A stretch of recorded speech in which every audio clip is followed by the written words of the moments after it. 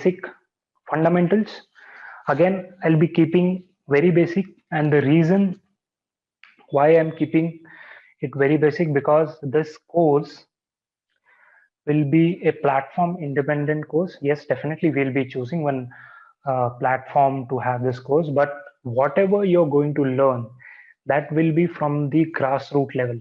From the root level, from the very basic level, we are going to understand all the sensor protocols, so that you can use all these techniques, all these things, whatever you have learned from this course, to any other given platform to you. Because what happens is, if you join a company, it is not possible for a company to work on similar kind of platforms.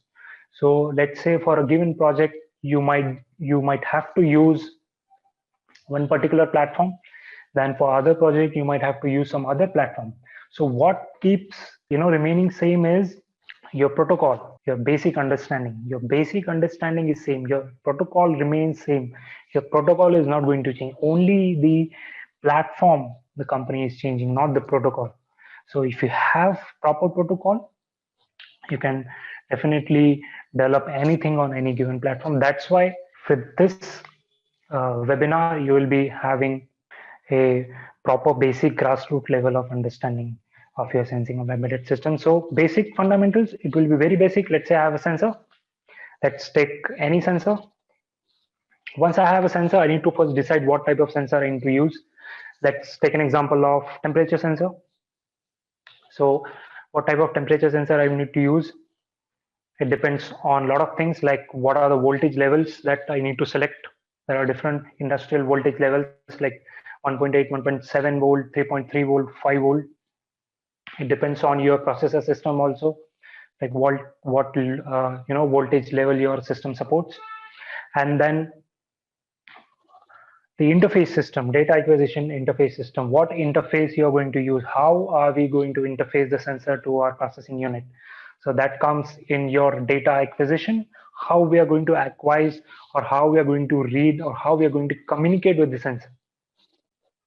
Then again, once we have raw data, how are we going to process it, how are we going to convert the raw data into the relevant data. Let's say I have a temperature sensor.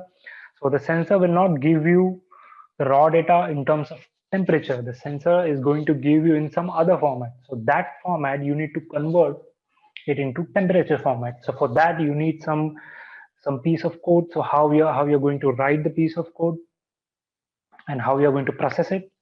And then after processing, obviously we need to store it, display it, or we can use the data for other processing also. So this is the basic fundamental of my sensor based embedded systems.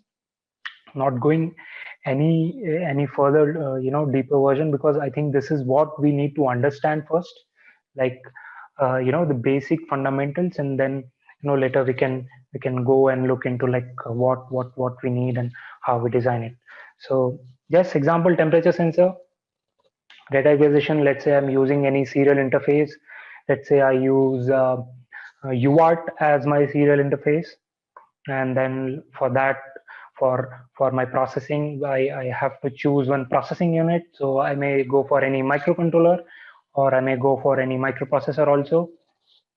And then again, displaying and storage. So we can have a digital display like LCD we can have, or any other displays we can have, or we can send the data remotely to my remote cloud or remote network.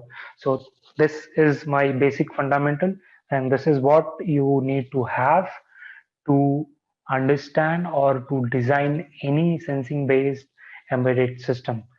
4 steps, very easy: sensors, data acquisition, processing, display and storage. That's it. That is all you need to know, and that is all I have explained to you. So the next would be my case study. Yes. So as I mentioned earlier, we will be going to discuss a very beautiful and very relevant, very fresh case study, and which is nothing but my fitness bands. You might have seen a lot of fitness bands, lot of fitness watches nowadays. A lot of companies are going into this market of launching fitness bands, fitness tracking bands, smartwatches, and all those stuff.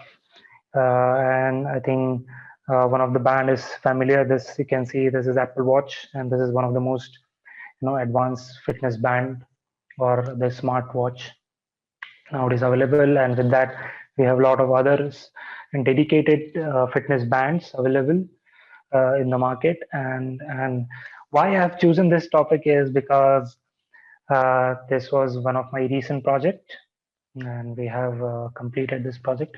So yes, what and how the fitness band works, and what are the features are there, and how all the feature works. So I'm going to just explain you briefly about it. I will not take a lot of time on explaining each and every features. So let's start with temperature first, because that is the basic feature. So I have a band, I have a fit band, I have a smart watch which has temperature feature. So how it works, basically in the watch you'll be having some metal contact, or you will be having some sort of sensor which will, firstly the band you have to wear it on your wrist, or maybe wherever the company recommends you to wear. So based on your skin, it will calculate temperature of your body. The temperature sensor is going to calculate temperature of the body, and generally industry uses temperature sensor which has some kind of memory unit in it. What do you mean by memory unit? So what happens is, let's say I have a temperature sensor. So it is very difficult. Let's say I have 30-40 sensors I have interfaced to my controller. And if let's say I want to monitor and I want to read data from all those 30-40 sensors simultaneously. So instead of that, instead of reading simultaneously, we can choose a sensor which has memory device in it. So what will happen is, we will send a command to sensor. The command will be like, read the data, and instead of sending it back, store it in your memory itself, so that whenever the processor needs it, we can able to retrieve the data.